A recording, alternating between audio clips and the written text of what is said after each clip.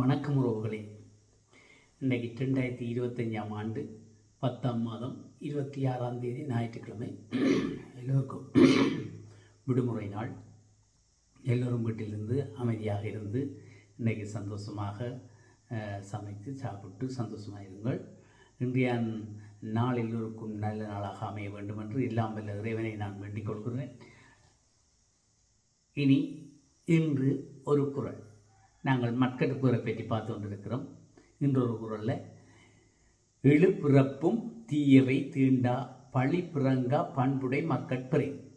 வள்ளுவர் வடிவாக சொல்லியிருக்கிறார். எழுப்பிறப்பும் தீயவை தீண்டா பழி பிறங்கா பண்புடை மக்கட்பெறை. அதாவது பெற்றெடுக்கும் மக்கள் பெற்றெடுக்கிற பிள்ளைகள் படராத பண்புடையவர்களாக இருப்பார்களாக இருந்தால் ஒரு பழி சொல்லோ மற்றவர்களின் கெடுக்கைகளான பேச்சோ மற்றவர்கள் அந்த பிள்ளையை பற்றி ஒரு புரள்வான பேச்சோ இல்லாமல் அது பண்புடையவர்களாக இருப்பார்களாக இருந்தால் அந்த பிள்ளைகள் பண்புடையவர்களாக இருப்பார்களாக இருந்தால் 7 தலைமுறை எனும் அளவுக்கு காலமெல்லாம் எந்த தீமையும் தீண்டாது. அவர்களுக்கு 7 புறப்பும் என் தலைமுறை என்னும் அளவுக்கு 7 தலைமுறை 7 நாங்கள் சொல்லுவோம். 7 தலைமுறைக்கு அது தாங்க விடாப்பா உண்டு புள்ள இது என்று சொல்வது மக்கள் கதைக்கிற மாதிரி 7 தலைமுறை என்னும் அளவுக்கு காலம் இல்லாமல் இந்த தீமையும் தீண்டாமல் நன்றாக வாழ முடியும். ஆகையினால சரியான பிள்ளைகளை பெற்றிருக்க வேண்டும். படராத பண்புடையவர்களாக அந்த குழந்தைகள் இருக்க வேண்டும். இருந்தால் அவர்களுடைய அந்த வாழ்வு அந்த 7 தலைமுறை என்னும் அளவுக்கு காலமில்லாமல் இந்த தீமையும் தீண்டாது, கிட்டவே வராது என்று சொல்லப்படுகிறது. நன்றி. தொடர்ந்து நாங்கள் செய்திகளுக்கு வருவோம். செய்திகளுக்கு வந்து சொன்னால் எங்களுடைய இந்த செவ்வந்தியினுடைய பிரச்சனைகள் தொடர்ந்து போதை வஸ்து அழிப்புக்கள் எல்லாம் தொடர்ந்து நடைபெற்று கொண்டிருக்கிறது. அரசாங்கம் மும்முனையாக இருக்கிறது. இவைகளை கண்டுபிடிப்பது என்பது உண்மையிலே இது காலகாலமாக தொன்றுதொட்டாக இருந்த ஒரு விடயம். இதை விசாரித்து தேடி பிடிப்பதில் பெரிய சிரமங்கள் தான் இருக்குமானால் இலவாக அது பிடிக்கக்கூடிய ஒரு தன்மையிலே அரசாங்கம் மும்முனையாக செயல்படுவதற்கு வாழ்த்த வேண்டும். அதிலே எங்களுடைய நடிகைகள் பற்றியெல்லாம் முரல் நடிகைகள் பற்றியெல்லாம் கதைகள் எல்லாம் வந்திருக்குது. இப்போ அதில் ஒரு நடிகை எங்களுக்கு பேர் தெரிந்திருக்கும்னு நினைக்கிறேன். அவர் விசாரணையிலேருந்து அவர் வாக்குமூலம் எல்லாம் கொடுத்துருக்கிறார் என்றெல்லாம் சொல்லப்பட்டது. அப்போ அது ஒரு பக்கம் இருக்குது. இப்போ சிவந்தியினுடைய தொலைபேசியில் கூட எங்களுடைய நாமல் ஐயாவின் பெயர் இருப்பதாக தெரிவிக்கப்படுகிறது. முதல் ஒருவருடைய தொலைபேசி நாமல் ஐயா மற்றது மைந்த ஐயாவினுடைய நம்பர் கிடந்தன்னு சொன்னார்கள். இப்பொழுது நாமல் செவ்வந்தி எங்களுடைய செவ்வந்தி இந்த செவந்தியினுடைய அந்த தொலைபேசியில் நாமல் பேர் வந்தது. அது எப்படி வந்தது நண்டு உங்கள்கிட்ட பேர் வந்ததுன்னு நாமலை பிடிச்சி கேட்குறாங்க. அப்போ அவர் சொல்கிறார், அதுக்கு நான் என்ன செய்கிறேன், அது நீங்கள் பார்த்தாள்கிட்ட தான் கேட்கணும் என்னென்னு வந்தாண்டு எனக்கு தெரியுமேப்பா வந்துடாக்கு வந்தாண்டு சொல்கிறீர்கள். நான் பார்க்கதே ஆனால் வந்தாக்களை தானே கேட்கணும், அதுக்கு என்ன கேட்குறீர்கள் அவர் சரியா பதில் சிரித்து கதைச்சி சொல்லியிருக்கிறார். அதே அப்போ இல்லாடம் எங்கண்ட கதையாகத்தான் இருக்குது. இப்போ எங்களில் என்ன பிரச்சனை? இப்போ எங்கே பார்த்தாலும் ராஜபக்சர்கள்ட கதை தான், நாமல் ராஜபக்சன்ற கதை தான். என்னத்துக்கு இப்போ எங்களை போட்டு இப்படி கதைக்கிறீர்கள், என்ன பிரச்சனை? அது பேரோடு மாறியதும் பதிஞ்சிருக்கலாம். பெண்கள் இப்போ காதலர்களை கூட மாறி அவர்களுடைய பேரை சேவ் பண்ணி வச்சிருப்பினோம். என்ன நான் என்ன அப்படி என்று அந்த என்னுடைய எல்லாம் சொல்லி அவர்கள் பேர்களை மாற்றியிருப்பார்கள். அப்படி எதுவும் செய்திருக்கலாம். அதுக்கு எங்களை எப்படி சொல்லி இழுக்கிறீர்கள் என்று சொல்லி எல்லாம் நாமல் ராஜபக்ச அவர்கள் சொல்லியிருக்கிறார். பாப்பம் பொறுத்திருந்து பார்க்க விசாரணைகளின் மூலம் பொறுத்திருந்து பார்க்க இனி அவன் இப்போ தொலைபேசி இப்போ உங்களை போல ஆக்கள்கிட்ட பிரச்சனை இது அவங்கள்ட்ட இனி டைலாக் கம்பெனியில் போய் எல்லாம் யாரோட கதைச்சது என்ன கதைச்சது கூட ரெக்கார்டு எடுப்பார்கள்னு சொல்கிறார்கள். அப்போ விசாரிச்சுட்டு போய்க்க தான் எனக்கு தெரியும், எல்லா பிரச்சனையும் தெரியும்.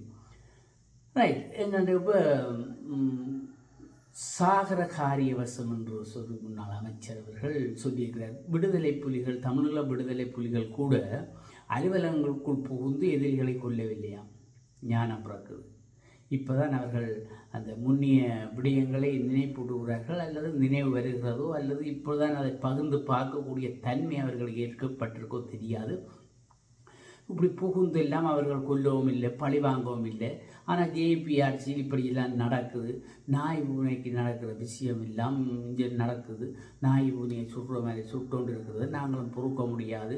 இது ஒரு சரியான மோசமான வேலை. இதுக்கு ஒரு முடிவு கட்டணும். இதெல்லாம் நாங்கள் இவற்றை பாதி மன்னிக்க முடியாது என்று சொல்லியிருக்கிறார்.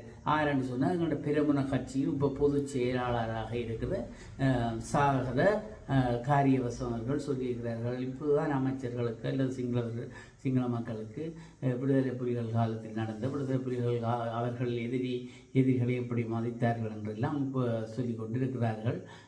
சரி, நாங்கள் என்ன செய்வது? அவரவர்களுக்கு அதை இப்போ நினைப்பூட்டி பார்க்கறது ஒரு வசதியாக இருக்கிறது போல தெரிகிறது. பார்ப்போம் என்ன நடக்குது. சரி, இப்போ எதிரிகளை பழி வாங்குறேன்னு சொன்னால் இப்போ சூட்டு சம்பவங்கள் எல்லாம் அரசாங்கத்தினால் இடைநிறுத்தப்படணுமோ அல்லது முடிவுறுத்தப்படணுமோ ஒன்று இருக்குத்தானே. அவர்கள் அதை பார்த்து கொள்வார்கள். அரசு தன்னுடைய கடமையை செய்யும் தானே. அதுக்கு நாங்கள் இதுக்குள்ளே ஒன்றும் சொல்கிற போகிறது இல்லை. மற்றது 2026 ஆண்டு முதல் கல்வி சீர்திருத்தம் கொண்டு கல்வி இல்லை கணக்க சீர்திருத்தங்கள் இருக்கிறது என்று சொல்லி எங்களுடைய கௌரவ பிரதமர் அவர் கருணி அம்மா அவர்கள் சொன்னவர். அப்போ அவர் என்ன சொல்கிறான்னு சொன்னால், இப்போ 2026 ஆண்டு ஜனவரி மாதம் இப்போ 10ஆம் மாதம் 11, 12 கொண்டு வரப்போகுது. அதில் பாடசாலைகளை 30 நிமிடம் நேரங்களை பாடசாலை நேரத்தை 30 நிமிடமாக நீடிக்கப்பட இருக்கிறது என்றெல்லாம் சொல்லியிருக்கிறார்கள். இந்த நீடிக்கப்படுவது அது பிழையான விடயம். இது ஆசிரியர்களை அல்லது மாணவர்களையும் ஒரு சுமையை ஏற்படுத்தும். அவர்களுக்கு ஒரு சுமையை ஏற்படுத்துகிற வேலையாகத்தான் இது அமையும். இது சரியான சிந்தனையாக தெரியவில்லை. ஆகையினால் இதை நீங்கள் ஒரு மறுபரிசீலனை செய்ய வேண்டும் என்று சொல்லி அதிபர்கள் சங்கங்கள், ஆசிரியர் சங்கங்கள், மற்றது எல்லோரும் எல்லோரும் சொல்லி இருக்கிறோம். இது பிரச்சனையான இடம். இதெல்லாம் சரிவிட அப்படி இல்லாமல் இருந்தால் நாங்கள் ஒரு போராட்டம் செய்ய போகிறோம். ஒரு சுயன போராட்டமோ இன்னும் நாங்கள் முதல்வரோ செய்து அதை நாங்கள் இதற்கு ஒரு தீர்வு ஏற்படுத்த போகிறோம் என்றெல்லாம் சொல்லி இருக்கிறோம். இப்போ கருணி அம்மா சொல்லிக்கிறார் கல்வி சீர்திருத்தத்தை பற்றி. அதில் ஒரு பிரச்சனை இல்லைன்னு சொல்லி அவர்கள் சரியாக சிந்தித்து செயல்பட்டிருக்கிறார்கள். ஆனால் இவர்கள் உண்மையிலே ஆசிரியர்களுக்கு தான் தெரியும் அதன் பற்றி விளைவு என்னென்று. எங்களுக்கு தெரியாதானே. இப்போ அவை சொல்லியிருக்கிறோம் இது சுமை, இது எங்களுக்கு சுமை, பிள்ளைகளுக்கும் சுமை. ஆகையினால் இதை மறுபரிசீலனை செய்யணும் அவர்கள் சொல்லியிருக்கிறார்கள். பாப்பம் அரசாங்கம் ஏதோ கண்ணியமாக ஏதோ செய்தவை, ஏதோ ஒரு மறுபரிசீலனை செய்தோ, ஏதோ ஒரு அவர்களை கூப்பிட்டு கலைத்தோ ஏதோ ஒன்று செய்வார்கள். கல்வி சீர்திருத்தம் எப்படி போகிறது என்பதை நாங்கள் 2026 ஆண்டு பார்த்தால் தெரியும். ரைட்.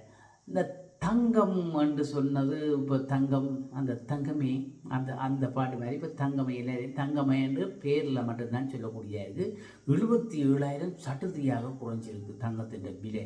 பரவாயில்லை, தங்கம் வாங்குறதுக்கு மகிழ்ச்சி. ஆனால் இனி யோசிக்க போயிடும். இப்போ வாங்குறார்கள் இனி முந்தி தங்கத்தை வாங்கி வச்சா விலை கூடும், அதில் லாபம் வேணும்னு யோசிச்சவே 4 லட்சத்துக்கு தங்கத்தை வாங்கி வைக்கிறான். வாங்கின வேண்டிய நிலையை 77,000 குறைஞ்சால் நெஞ்சிடிக்குமோ இடிக்காதோ, காட்டு நிற்குமோ நிற்காதோ, இது ஒரு நிலைமை பயந்துருப்போம். அப்போ இப்போ அது பாருங்க, 24 கரெக்ட் 3,30,000 குறைஞ்சிருக்குன்னு சொல்லப்படுகிறது.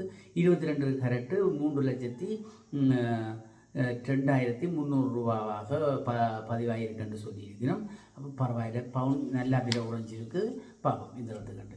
மற்றது எங்களுடைய இந்த ஸ்ரீலங்கா ஏர்லைன் எங்களுக்கு தெரியும் விமான சேவை. இந்த விமான சேவையில் பெரிய சர்ச்சைகள் எல்லாமே இருந்தது. முந்தைய அரசாங்கம் இதை விற்க போகிறதெல்லாம் நின்றது. ரணில் விக்ரமசிங்க ஜனாதிபதியாக இருக்கும் போதெல்லாம் விற்கிறதுக்கு நின்றது. அதெல்லாம் இல்லை, அதெல்லாம் விற்கக்கூடாதுன்னு சொல்லி எங்களுடைய அன்று ஜனாதிபதியாக வந்த புதிலேயே அதை அப்படி செய்யக்கூடாது, விற்கக்கூடாதுன்னு சொல்லி அதுக்கு காசு எல்லாம் ஒதுக்கி அவருடைய பாதத்தில் 2,000 கோடி ரூபாய்க்கும் மேலே ஒதுக்கி இதெல்லாம் செய்தவை. இருந்தாலும் அது சரியான நட்டத்திலாம் போய்கொண்டிருப்பதாக தெரிவிக்கணும். 7.5 பில்லியன் ரூபாய்க்கும் வரையில் சரியான நட்டமாக ஏற்பட போகுது. அடுத்த பாதையில் இதுக்கு 3,000 முதல் 2,000 கோடி ஒதுக்கியும் நட்டம் பண்ணாமல் இந்த 3,000 கோடியும் ஒதுக்கினா இந்த நிலைமை. இதெல்லாம் எங்கே போய் அடிக்கும்னு சொன்னால் மக்களுடைய தலையில் தான் சுமையாக இறங்கும் போல் தெரிகிறது. ஆகையினால் இந்த விமான சேவையை விமான சேவை உண்மையிலே எங்களுடைய இலங்கையினுடைய முதல் ஜனாதிபதியாக தெரிவு செய்யப்பட்ட ஜிஆர் ஜெயவர்தனா காலத்தில் நாங்கள் சொல்கிறோம் அரசியல்லையே சிக்கலை கொண்டு வந்து வருதாண்டு. ஜிஆர் ஜெயவர்தனா காலத்தில் இது ஆரம்பிக்கப்பட்ட போது சிங்கப்பூர் முன்னுயிருந்த லீகோவன் என்ற ஒரு ஜனாதிபதி இருந்தவராம். அவர் சொன்னவராம் இதெல்லாம் வேண்டாம், அப்போ உங்களுக்கு எல்லாம் வந்து கரைச்சல் இப்போ இருக்கிற வளர்ச்சிக்கு இதெல்லாம் விடும் கொண்டு சொல்ல இதை கேட்கல அப்படியெல்லாம் செய்து போட்டு இப்போ சரியான நட்டத்தில் ஓடிக்கொண்டிருக்கு. என்ன உலகத்தில் மக்கள் எல்லாம் ஒரு 100% 30% தானே எங்களுடைய யானையில் இருந்தனமோ எங்களுடைய யானையை பயன்படுத்தினோம். மற்றவர்கள் மற்ற வாகனங்களை தான் பயன்படுத்த மற்ற விமானங்களை தான் பயன்படுத்துகிறார்களாம். அதனால் இது பாரிய நட்டத்தை ஏற்படுத்துவது போல் தெரிகிறது. பார்ப்போம். ஏர்லைன் ஏதோ எங்களுடைய கௌரவ ஜனாதிபதி அதை எடுத்து நடத்தினவர். அவர் ஏதோ வழி செய்வார், அதை ஒரு லாபகரமான நிலைக்கு கொண்டு வருவார். ஆனால் அதை அந்த விமான போக்குவரத்தை விட மற்ற விமானத்தில் உணவுகள் கொடுக்குறது அப்படி அதுவெல்லாம் கொஞ்சம் பெருமானத்தை ஈட்டி அதையும் இதையும் சமன் செய்து கொண்டு போகக்கூடிய இருக்கும். ஆனால் இருந்தாலும் பாரிய நட்டத்தில் தான் இயங்குவதாக தெரிவிக்கப்படுகிறது. பார்ப்போம், நட்டம் சீர் செய்யப்படுமா என்று பொறுத்திருந்து தான் பார்ப்போம். நாங்கள் இத்துடன் இந்த செய்திகளிலிருந்து விடைபெறுகிறேன். மீண்டும் இன்னொரு காணொளியில் உங்களை சந்திக்கும் வரை விடைபெற்றுக் கொள்வது உங்கள் முருகன். நன்றி.